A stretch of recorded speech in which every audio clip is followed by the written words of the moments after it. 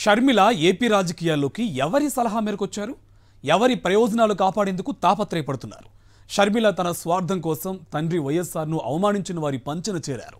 Congress party AP అధ్యక్షురాలుగా పనిచేస్తూ balance లేని రాజకీయాలు చేస్తున్నారు.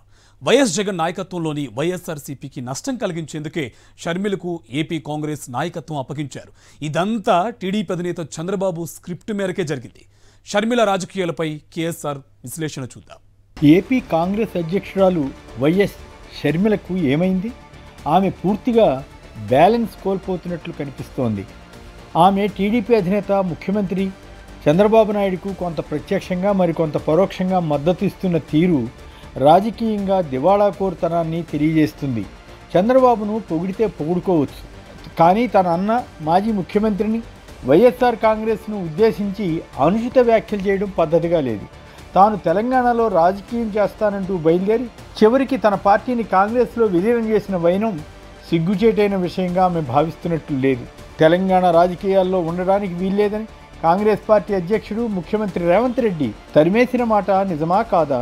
ఖమ్మం జిల్లా పాలేరు నియోజకవర్గంలో మట్టి చేబూని ప్రమాణం చేసి ఈ గడ్డపైనే రాజకీయం చేస్తానని చెప్పారా లేదా? కానీ ఆ తర్వాత నాలుక మడతేసి అక్కడి నుంచి ఎందుకు వచ్చారో ప్రజలకు తెలియదా? ఆమె ఆత్మకు తెలియదా? దివంగత నేత మాజీ ముఖ్యమంత్రి వైఎస్ రాజశేఖర రెడ్డి ప్రతిష్టకు భంగం కలిగించేలా ఆయన ప్రత్యర్థులతో చేతులు కలిపి ఆమె ఆంధ్ర రాజకీయాల్లో ఎంటర్ అయిన విషయం అబద్ధమా? ఆమెకు టీడీపీ మీడియా ప్రముఖుడు సలహాలు ఇచ్చే మాట నిజం కాదా? కర్ణాటక కాంగ్రెస్ అధ్యక్షుడు ఉప ముఖ్యమంత్రి డీకే శివకుమార్తో చంద్రబాబు నాయుడు జరిపిన మంతనాలు దేనికోసమో తెలియదా? తన అన్నపై పెట్టిన అక్రమ కేసుల్లో తండ్రి వైఎస్ రాజశేఖర రెడ్డి పేరును కూడా చేర్చడం ద్వారా కాంగ్రెస్ అవమానకరంగా వ్యవహరిస్తే తగుదునమ్మా అంటూ అదే పార్టీలో చేరి ఆయన ఆత్మకు శాంతి లేకుండా చేసిన చరిత్రను షర్మిల సొంతం చేసుకున్నట్లు అనిపిస్తుంది. కాంగ్రెస్ పార్టీ అధిష్టానం కేసులు పెట్టడం, ఆ ఛార్జ్షీట్లలో రాజశేఖర రెడ్డి పేరు ప్రస్తావించడం తప్పే అని కాంగ్రెస్ అధిష్టానం చెబితే అప్పుడు ఆమె ఆ పార్టీలో చేరినా పర్వాలేదు. కానీ వైఎస్ఆర్కు ప్రజల్లో ఉన్న అభిమానంలో వాటా పొందే దురుద్దేశంతో షర్మిలను కేవలం ఒక పావుగానే కాంగ్రెస్ వాడుకుంటున్న విషయం తెలియనిదా?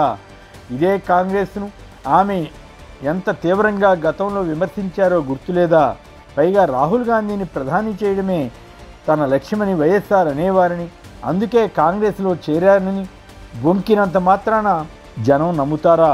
కడప జిల్లాలో ఓటమిరుగని వైఎస్ఆర్ కుటుంబం నుంచి పోటీ చేసి షర్మిల ఓటమి పాలై అపకీర్తి పొందారా లేదా? పైగా రాజకీయాల కన్నా ఇంటిలో ఉన్న తగాదాలను రోడ్డు మీదకి తెచ్చి అందరి పరువు తీయడానికి వెనుకాడని షర్మిల మనస్తత్వం అర్థమవుతూనే ఉంది.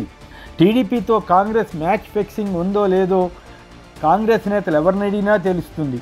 ఒకప్పుడు వైఎస్ఆర్ మరణంపై దారుణమైన వ్యాఖ్యలు చేసిన తెలంగాణ ముఖ్యమంత్రి రేవంత్ రెడ్డిని ఏపీకి తీసుకెళ్లి సభ పెడితే వైఎస్ఆర్కు నివాళి అర్పించినట్లే అవుతుందా? ఆంధ్ర రాజకీయాల్లో కాంగ్రెస్ పార్టీ ప్రస్తుతం మృత పార్టీగానే ఉందని చెప్పక తప్పదు. అది కోలుకుంటుందా అన్నది తేలడానికి ఇంకా చాలా సమయం పడుతుంది. ఆ కాంగ్రెస్కు షర్మిల నాయకత్వం వహిస్తున్నందున వైఎస్ఆర్ కాంగ్రెస్ నుంచి కొందరైనా వస్తారేమోనన్న ఆశ ఉండవచ్చు. గత ఎన్నికలకు ముందు వైసీపీలో టికెట్ రాని కొంతమంది కాంగ్రెస్లో చేరినా వారికి ఎలాంటి ఫలితం వచ్చిందో గమనించవచ్చు. షర్మిల ప్రెస్ కాన్ఫరెన్స్ పెట్టి అధికారంలో ఉన్న చంద్రబాబుపై కన్నా విపక్షంలో ఉన్న జగన్ మీదే ఎక్కువ విమర్శలు చేయడం విడ్డూరంగా ఉంది. దాన్ని బట్టే ఆమె లక్ష్యం తెలిసిపోతుంది.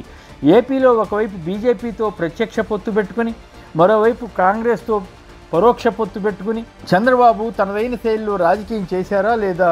వైసీపీ ఓట్లు 1-2% చీలినా తనకు రాజకీయంగా ఉపయోగమని చంద్రబాబు పన్నిన వ్యూహంలో షర్మిల కూడా ఒక పావు మాత్రమేనని రాజకీయ వర్గాల్లో బహిరంగ రహస్యమే. అదే ధోరణి ఇప్పటికీ షర్మిల కొనసాగిస్తున్నారు. బీజేపీకి వైసీపీ మద్దతు ఇస్తోందంటూ చేసిన వ్యాఖ్య అర్ధరహితం. వైసీపీ బీజేపీతో పొత్తు పెట్టుకోలేదు, కానీ అంశాల వారీగా సపోర్ట్ చేసే విషయాన్ని రహస్యంగా చేయడం లేదు. షర్మిల మీడియాతో మాట్లాడుతూ చెప్పిన కొన్ని అసత్యాలు చూడండి. ఆమె సాక్షిని నడుపుతున్న జగన్ను ప్రశ్నిస్తున్నారట. ఇందులో ఆమె ద్వేషం ఎంతగా వెళ్ళగొక్కుతున్నది కనపడుతూనే ఉంది. ఆయన 40% ఓట్లు తెచ్చుకున్న వైఎస్ఆర్ కాంగ్రెస్ అధినేత, 5 ఏళ్ల పాటు ఏపీకి ముఖ్యమంత్రిగా పనిచేసిన వ్యక్తి. ఆయన్ను ఉద్దేశించిన తీరు ఖచ్చితంగా ఆమెలోని అక్కసు తెలియజేస్తుంది. ఎంతమంది బిడ్డలు ఉంటే అందరికీ అమ్మఒడి పథకం అమలు చేస్తామని జగన్ హామీ ఇచ్చారని షర్మిల చెబుతున్నారు. అది పచ్చి అబద్ధం. వైసీపీ అమ్మఒడి స్కీమ్ కింద పిల్లల చదువు నిమిత్తం తల్లికి 15,000 రూపాయలు ఇస్తామని చెప్పింది. ఆ మేరకు అమలు చేసింది. తెలుగుదేశం పార్టీ, జనసేన పార్టీలు కలిసి మేనిఫెస్టో విడుదల చేసి ప్రతి కుటుంబంలో ఎందరు పిల్లలు ఉంటే అందరికీ తల్లికి వందనం పేరుతో ఒక్కో విద్యార్థికి 15,000 రూపాయల చొప్పున అందజేస్తామని ప్రకటించింది. కానీ ఇప్పుడు అలా చేయకుండా మడమ తిప్పింది. అలా మోసం చేస్తుందన్న విమర్శను ప్రజలు టీడీపీపై చేస్తుంటే షర్మిల ఆ పార్టీని, చంద్రబాబును కాపాడడానికి జగన్పై అబద్ధపు ఆరోపణలతో రంగంలో దిగినట్లు అనిపిస్తుంది. వైఎస్ఆర్ పేరుతో ఉన్న దాదాపు అన్నిటినీ మార్చేసిన టీడీపీని ఒక్క మాట అనకపోవడం ఆమె విజ్ఞత. వైఎస్ఆర్ మరణం తర్వాత ఆయన్ని అవమానించిన కాంగ్రెస్లో చేరిన షర్మిల టీడీపీకి సేవ చేస్తున్నారన్న విమర్శను ఎదుర్కొంటున్నారు. ఏదేమైనా షర్మిల తన తండ్రి మాదిరి ఫెయిర్ రాజకీయం చేసి పేరు తెచ్చుకుంటారా, లేక కుట్ర రాజకీయంలో భాగమై తన అన్నపై అక్కసు తీర్చుకుంటారా అన్నది ఆమె తేల్చుకోవాలి.